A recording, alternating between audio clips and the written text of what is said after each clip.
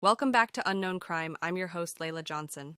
Today, we're diving into the heartbreaking case of Chanti Dixon, a devoted mother of two, whose life was tragically cut short by a terrible crime. Chanti Dixon, a 30-year-old African-American mother of two, was tragically found dead after disappearing from an Indianapolis nightclub where she worked. She had taken an Uber ride in the early hours of Sunday morning and was later discovered in a wooded area near her home, with evidence of a violent crime. According to Dixon's family, became alarmed when she didn't return home and used her phone's location to find her. They immediately contacted the police, who then identified the Uber driver, Francisco Valadez, 29, as a suspect. Initially, Valadez told authorities that an armed man had attacked Dixon while she was in his vehicle. However, after further investigation, Valadez confessed to being responsible for her death. Detective took Valadez to the IMPD homicide office where he was read his Miranda rights and signed a waiver agreeing to speak with police. After telling several stories about what happened to Dixon, Valadez reportedly admitted what actually happened. Mr. Valadez told two different stories as to what happened with Ms. Dixon, police wrote. Detectives said Valadez admitted to raping the woman in the back of his car. While raping the woman, Valadez said she insulted his body. This caused him to become enraged and shoot Dixon in the head.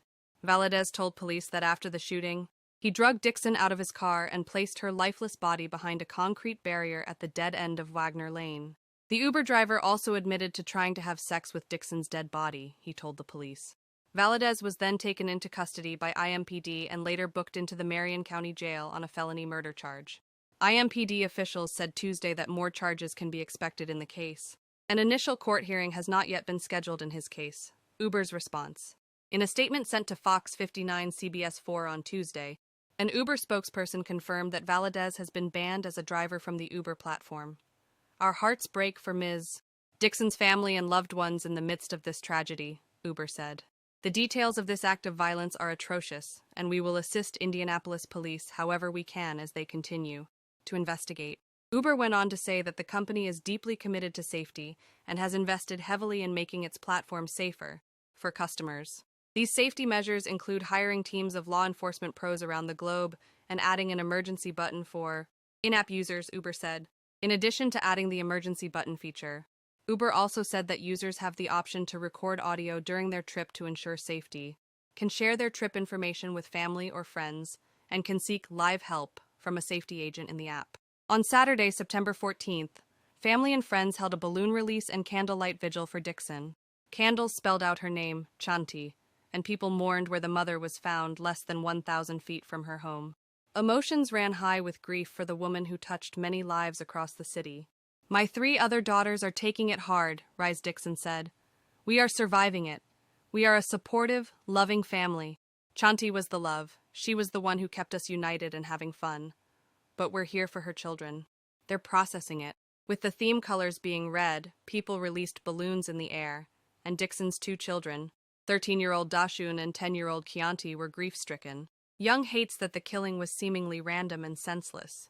If it wasn't going to be her, it would have been someone else, Young said. I just want justice. I want justice for her and I want justice for our family. I really want justice for her kids. Rise Dixon told the crowd at the memorial vigil to not let hate hold on to their hearts, and not to focus on how she died, but instead how she lived. She lived her life through love, Dixon said. I know she would want us to continue that on. Thanks for watching.